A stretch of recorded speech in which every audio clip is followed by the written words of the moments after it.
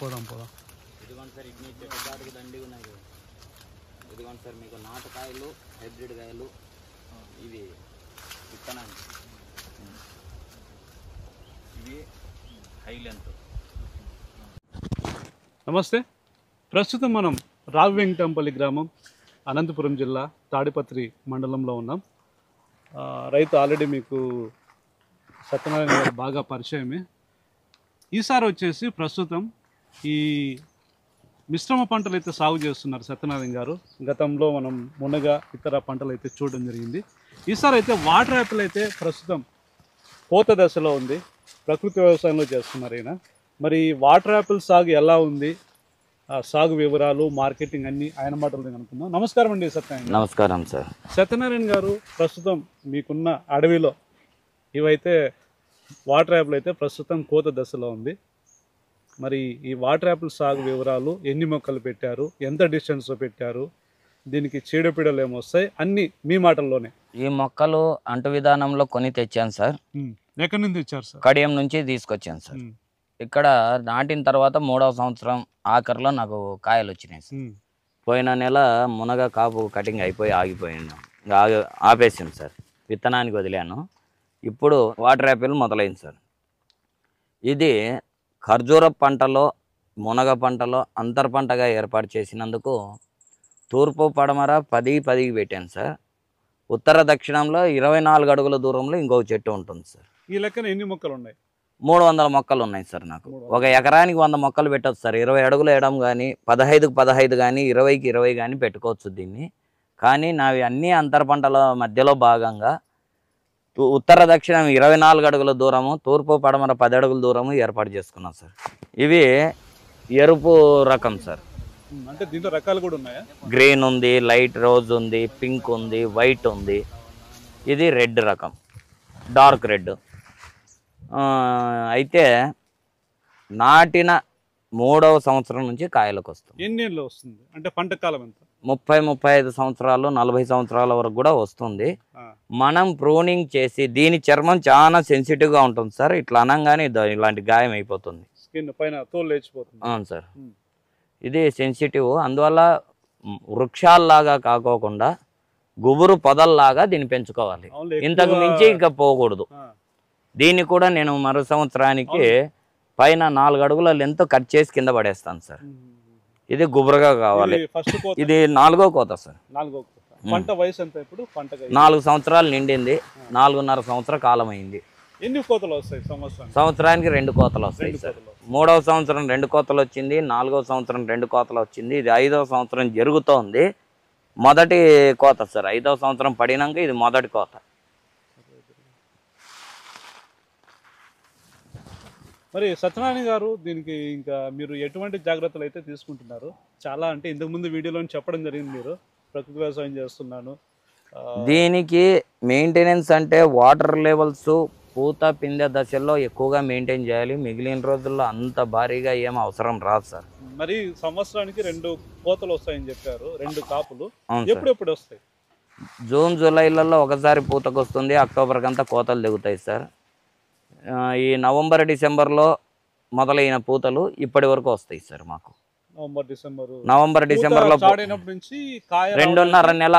2.5 నెల సరిపోద్ది. అయితే ఇది ఒకసారిగా పూత పూసి ఒకసారిగా డ్రాప్ కాదు. ఇది అంచెల విధానం.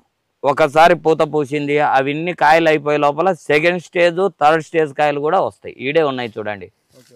ఇది 3rd స్టేజ్, ఇది 4th స్టేజ్, ఇది 5th స్టేజ్. ఇదంతా స్టెప్ బై స్టెప్. ఇప్పుడు ఈ సంవత్సరము మాకు మా ప్రకృతి వ్యవసాయ విధానం వల్లనేమో నాకు తెలియదు పూర్తి డీటెయిల్స్.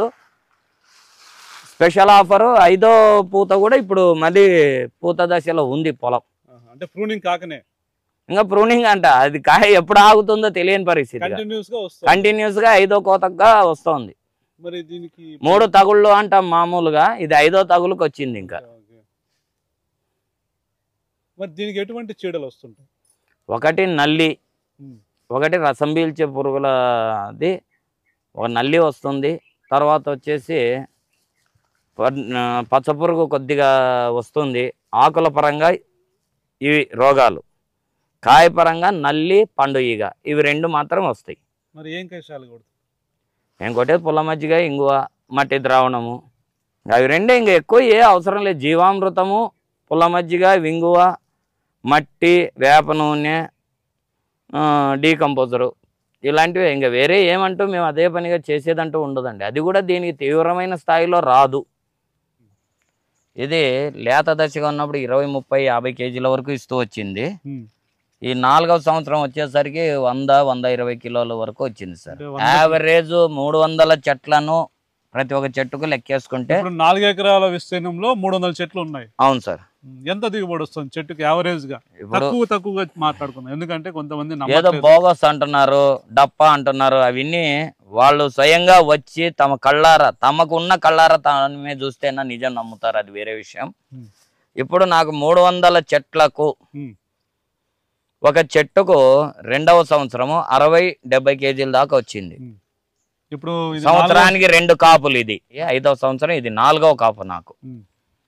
ఈ 4వ కాపులో ఒక చెట్టుకి యావరేజ్ గా మనకి ఎన్ని కేజీలు? ఒక కాపుకు 100-120 కేజీల వరకు వస్తుంది సార్. ఒక చెట్టుకి యావరేజ్ గా సంవత్సరానికి 150 కిలోల వరకు వస్తుంది. ఒకసారికి వస్తుంది, ఒకసారికే వస్తుంది. అంటే 3000 యావరేజ్ గా తీసుకుంటే తక్కువ చెప్దాం మనం. యావరేజ్ గా సంవత్సరం అంతా తీసుకున్నా కూడా 200, 150, 200 కిలోలు తగ్గదు సార్. సరే 200 కిలోలు తీసుకున్నాము, 40 రూపాయలు వేసుకున్నా కూడా 8,000. అట్లా దాదాపు మనకి ఎన్ని మొక్కలు? 300 చెట్లు 2,40,000. ఈ ఒక కాపుకు వచ్చేదాన్ని 2 కాపులకు కలిపి చెప్పమంటున్నారు. అది సహజం, నేను కూడా ఒప్పుకుంటాను.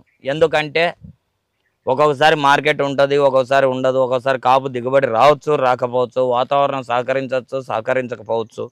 వీటన్నిటినీ దృష్టిలో పెట్టుకొని మీరు అడిగినందుకు నేను కూడా ప్రజల కోసం, రైతుల కోసం ఈ లోటుపాట్లన్నింటినీ మనసులో పెట్టుకొని యావరేజ్ 150 కిలోలు సంవత్సరానికి అన్నట్టుగా నేను కూడా తల ఊపుతాను సార్. నా లెక్కకు 280, 350కి తగ్గదు. మీ అనుభవం ప్రకారం? నేను ఇప్పటి వరకు అనుభవించిన 3 కోతలు అదే విధంగా ఉంది. ఒక కాపుకు నాకు ఇప్పటికీ 3,41,650 రూపాయలు వచ్చింది sir.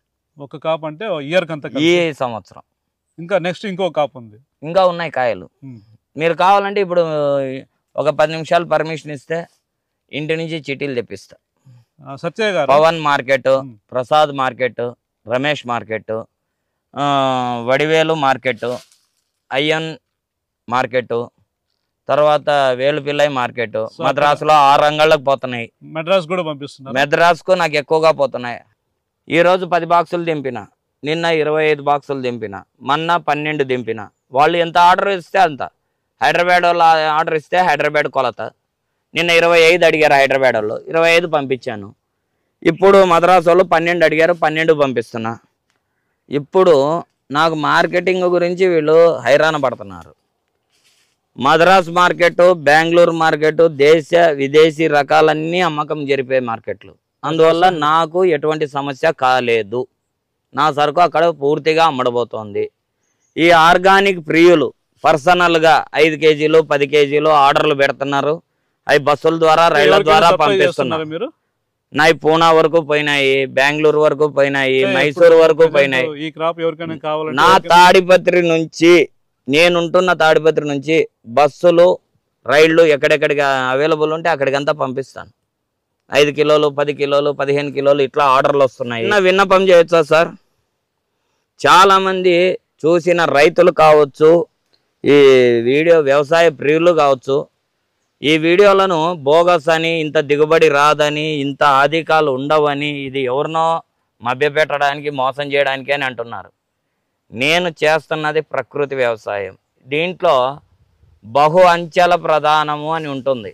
ATM, any time maintenance, any time money. ఇప్పుడు మునగ అయిపోయింది, లాస్ట్ వీడియో తీశారు.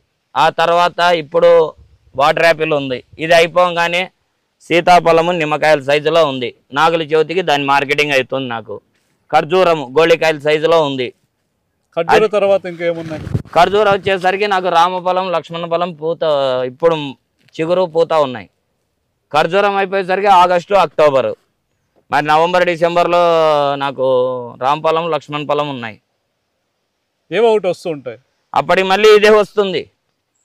ఇది పూర్తిగా నిరూపణ.